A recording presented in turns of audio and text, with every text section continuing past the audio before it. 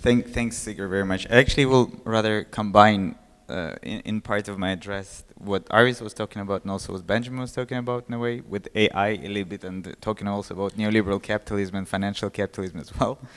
So building up what Benjamin also was talking about, indeed, artificial intelligence is the very divisive subject, even among the experts who are working on the artificial intelligence, both from the political and social implication of it, economic implication of it, from the point of seeing in it the biggest existential danger that is posed to the humanity as such, to the point of being the biggest opportunity for the humanity as well to resolve the long-standing problems such as inequality and problem of necessity of working and so on and so on. But I think one of the issues that is somehow is getting missed sometimes in the point of conversation about it on the scientific and research base, but rather more explored actually in the medium of arts or in the medium of imaginative thinking, is the representation of the socio-political actually implication of artificial intelligence arriving at the particular moment of time and becoming a reality. And speaking about in that sense of artificial intelligence, so we don't indeed, like Benjamin said, talk about one sort of artificial intelligence. It's very many different types of artificial intelligences that actually can be intelligent in a very different way, not comprehensible by us, by our particular limited type of the intelligence in that sense. Moreover, we even cannot imagine how these intelligences can communicate in between of themselves and what they also can build up on the basis of that communication. And there were already a couple of the quite funny cases actually on a much lower scale than this sort of vision would imagine. That just recently actually Google shut down their program of artificial intelligence, several artificial intelligence building up their own language. And they shut it down at the point where they did not understand what was actually what that language was already going into and what was conversed in between of them. So the control sort of went away from the particular engineers of the process. And the interesting point in there that with the artificial intelligence that's sort of coming into the play is that where do we arrive at the point where artificial intelligence might actually enter the space of existence as a space of actually of the inhabitation of the world as another living being a living being in that sense. And in that case, the artificial intelligence acquires, in a way, of an identity as well. We might call it identity, with a leaving one eye behind in that sense. But this is a sort of a being that is entitled as bearing intelligence in that sense to some sort of political rights. And in case this being is absorbing political rights, and its being is very much also different from us as a political beings possessing a particular type of body, whatever cyborgs we will be at that moment and so on. But that particular being might be represented in very many different physical or digital, whatever forms. For now, we can imagine the bots talking to us, and what was already was talked about before about the bots that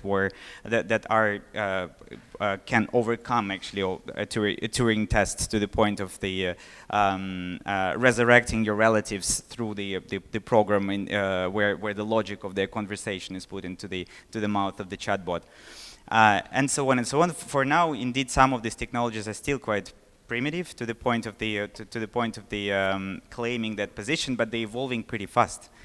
But at the moment when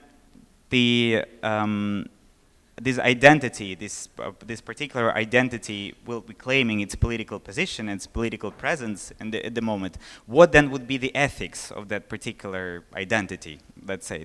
And what would be the values of that particular entity? That's a very interesting question, and from my perspective, as for now, the artificial intelligence is built from the perspective of functionalization, from the perspective of utilitarian improvement of something functional, of 100% functionalization of omitting any sort of a mistake and omitting any sort of the miscalculation at that moment. But again, if we look at those again issues that were already mentioned before, again, human is the most polluting, the most dirty animal that probably was produced by the evolution up to the moment, and the most influential as well to this planet. Amount of the mammals or any other animals that are getting extinct with every breath of every one of you in a whole is increasing in percentage point every day as well. So will that artificial intelligence, in case, for example, its goal would be to preserve the biodiversity of the planet, will need to eliminate a specific amount of humans then in that sense? So what it's supposed to do with them then at that moment? Is it supposed then to somehow limit the birth output of the humanity somehow in some sort of way? So all those actually elements of the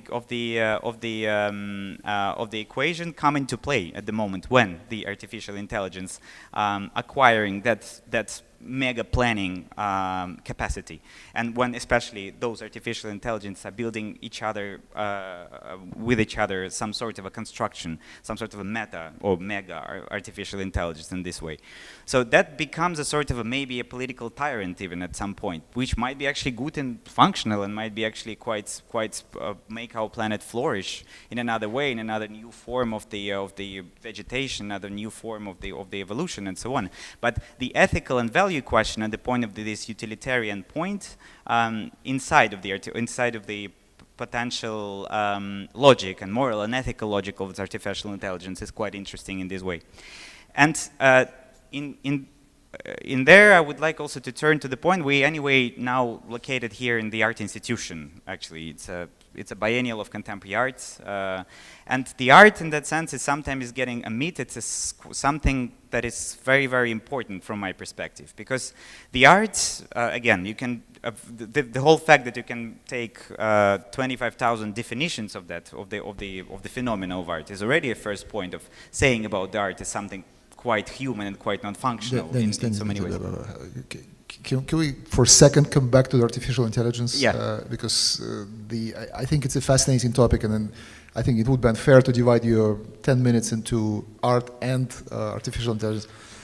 Let me actually ask you a question I asked you in Moscow already about the artificial intelligence in particular.